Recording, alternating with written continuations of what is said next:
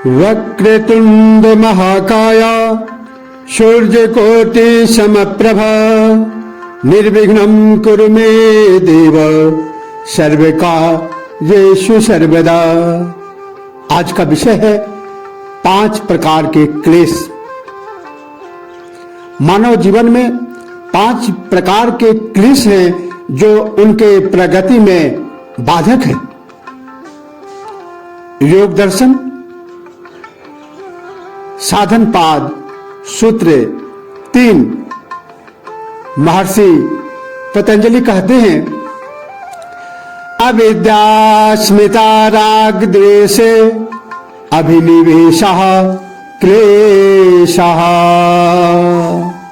अर्थात अविद्या, अस्मिता, राग, द्वेष और अभिनिवेश, ये पांचों क्लेश हैं जो मानव जीवन के प्रगति में बाधक हैं।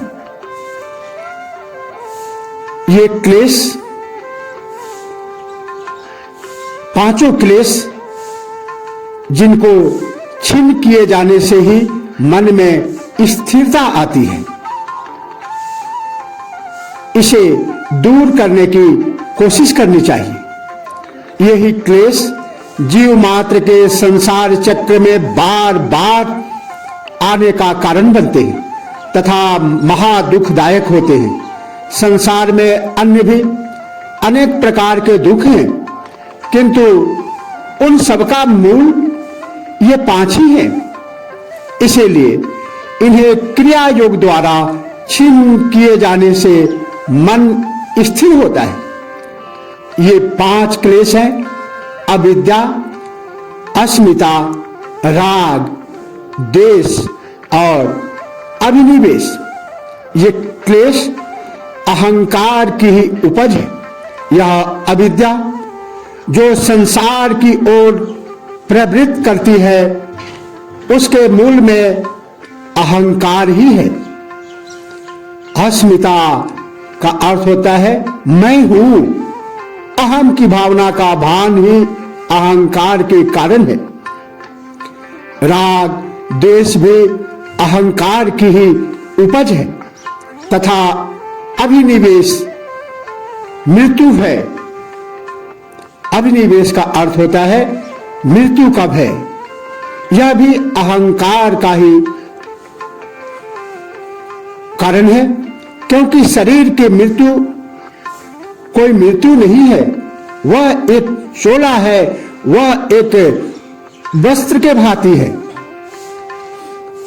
जैसा कि गीता में कहा गया है कि जिस प्रकार मनुष्य पुराने वस्त्र को छोड़कर नए वस्त्र को धारण करता है, उसी प्रकार यह जीवात्मा पुराने शरीर को छोड़कर नए शरीर, नए चोला को धारण करती है। इसलिए मनुष्य को मृत्यु का भय नहीं होना चाहिए।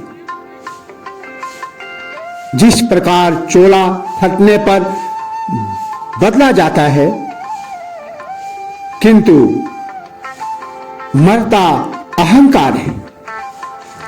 जीने की इच्छा भी अहंकार के कारण है। इसीलिए मृत्यु का भय इस अहंकार पर चोट करता है कि अब सब कुछ छीना जा रहा है।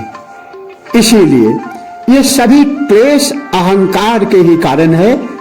अहंकार ने अविद्या को जन्म दिया तथा अविद्या के रहते ये अन्य चारों क्लेश जीवित रहेंगे ही। वह सूत्र 4 में बताया जाएगा।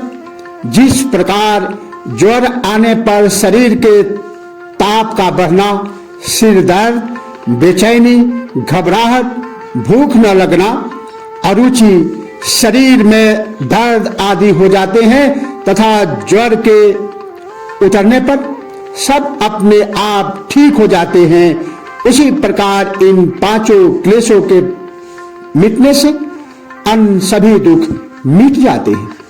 प्रत्येक दुख को अलग अलग मिटाना नहीं पड़ता।